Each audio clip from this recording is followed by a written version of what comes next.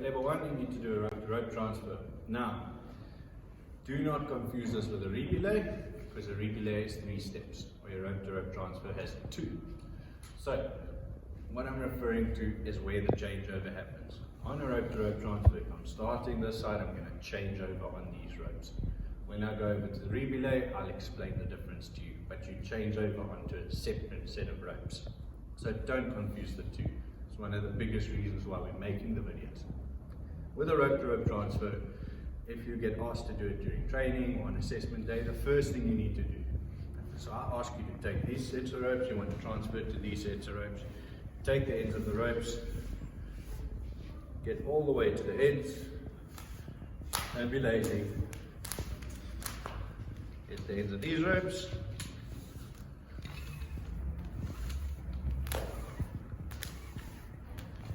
and get the ends of these ropes.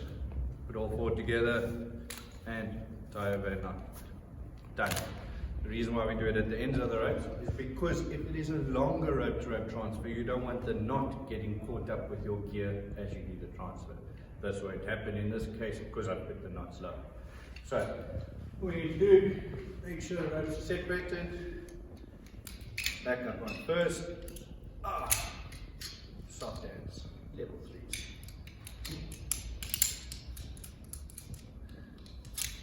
Back up.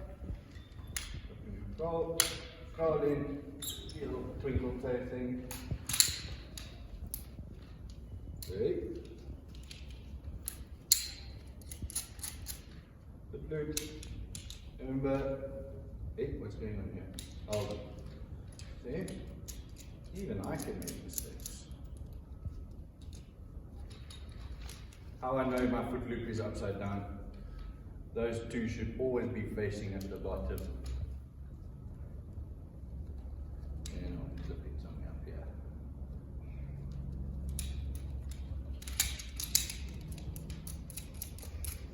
As I said before, bring the drum up underneath the rope and then put it on. Okay. The foot loop, kick back like a donkey, and up we go.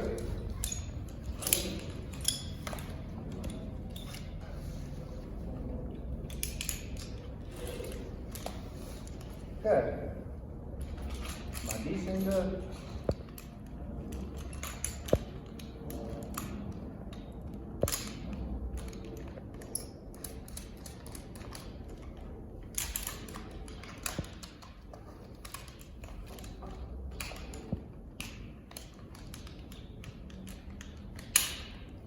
remember guys, struggling with the use of equipment, we have other videos which show how to use the equipment. And change over. Down slowly. There we go. Carabiner is cross-loaded. I don't want to sit on it. So what I do is stand up, fix the carabiner and sit back down. Okay. Now I have completed my changeover. Move around for the camera. If that can't move in the air, I can. Right. Once I'm in my descender, and like this, grab the bottom of the rope. I'm going to turn around now as soon as I get the rope and pull the rope towards me. Yeah, past that knot. Okay, have the ropes. Take my spare back up. My spare back up.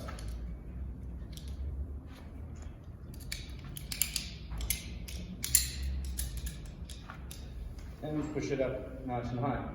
Don't pull yourself into the rope-to-rope transfer, just push it up nice and high.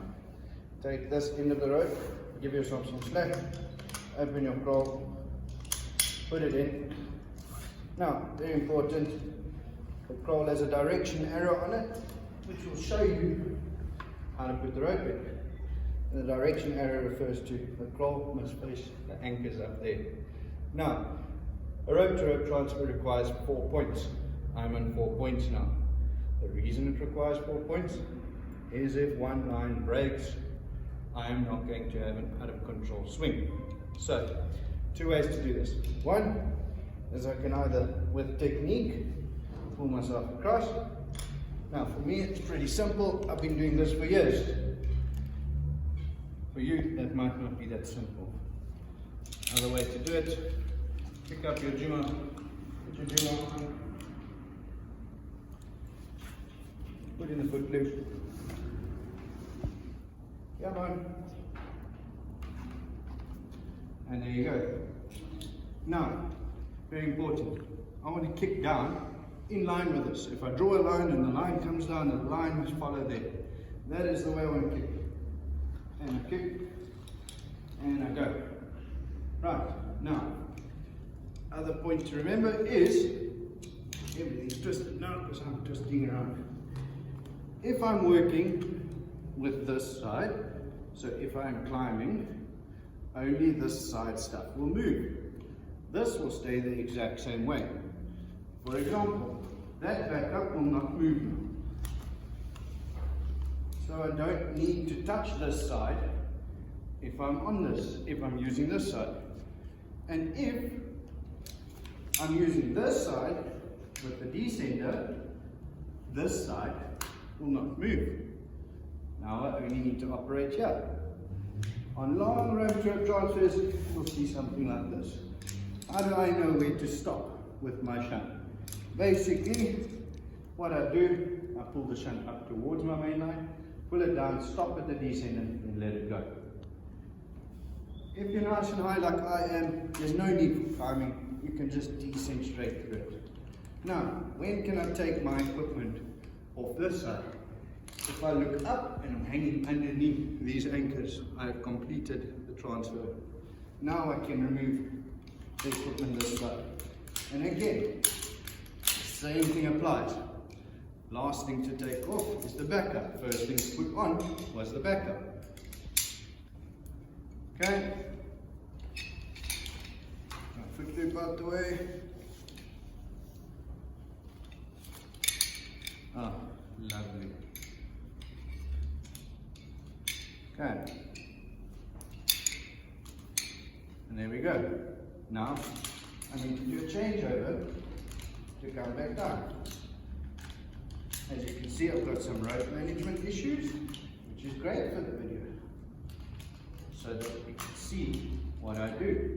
Now, what I did there is I looked where the rope was coming out my crawl, and then I gave myself some slack there, and that's where I've inserted my descender.